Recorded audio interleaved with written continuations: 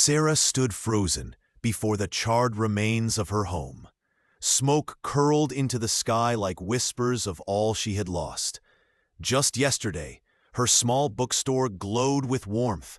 Shelves of stories, cozy lamps in every corner, laughter of neighbors who stopped by.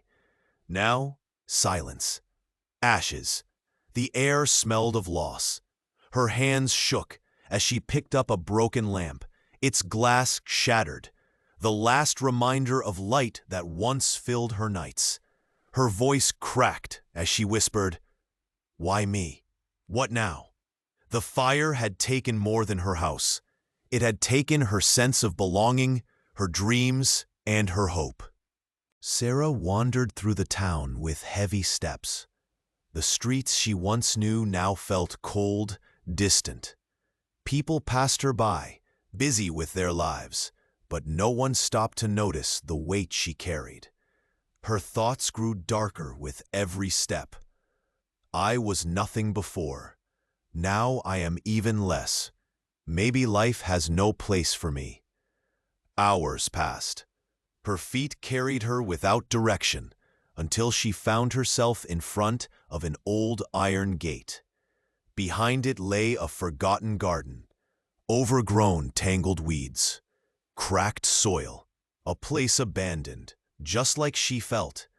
She pushed the gate, its rusty hinges groaning, and stepped inside. The garden was a reflection of her soul, once full of life, now neglected, dry, broken. As Sara looked around, a gentle voice startled her.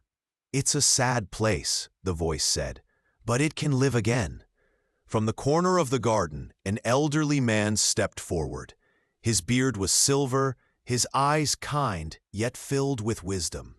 He carried a small pouch of seeds in one hand and a watering can in the other. "I'm Yusuf," he said with a smile. "This garden has been waiting for someone like you." Sara shook her head bitterly. "Why bother?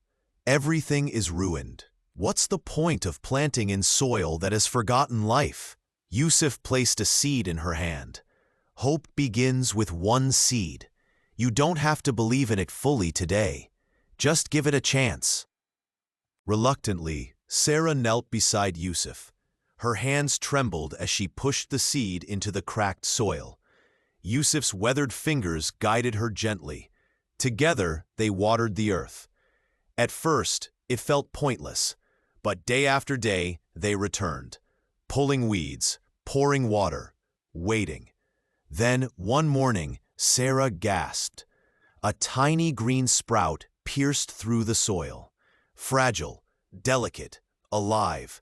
She touched it carefully, afraid it might break. For the first time since the fire, her lips curved into a faint smile. Days later, dark clouds gathered, rain lashed the earth. Wind bent the young sprouts nearly flat. Sara ran to the garden, fear in her chest. "They'll die! All of them!" She dropped to her knees, shielding the plants with her arms as the storm raged. Her clothes clung to her, soaked, her hair plastered against her face. Yusuf appeared beside her, calm, even in the chaos. "This is growth, Sara. Storms will come, but we don't abandon what we planted." Through the night, Sara fought against the storm.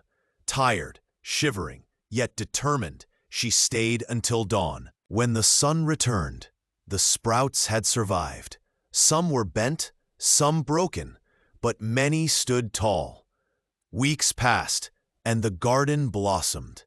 Flowers bloomed, leaves thickened, colors returned. Sara's heart bloomed with it. She began salvaging bricks from her ruined home, carrying them piece by piece. With Yusuf's encouragement, she rebuilt a small corner, planting flowers around it. Soon she placed a shelf of books in her garden. Neighbors came, curious, and stayed to read, to talk, to share. Her garden became not just a sanctuary for her, but for others. When the sun returned, the sprouts had survived. Some were bent, some broken, but many stood tall. Weeks passed, and the garden blossomed. Flowers bloomed, leaves thickened, colors returned. Sarah's heart bloomed with it. She began salvaging bricks from her ruined home, carrying them piece by piece. With Yusuf's encouragement, she rebuilt a small corner, planting flowers around it. Soon she placed a shelf of books in her garden. Neighbors came, curious, and stayed to read, to talk, to share. Her garden became not just a sanctuary for her, but for others.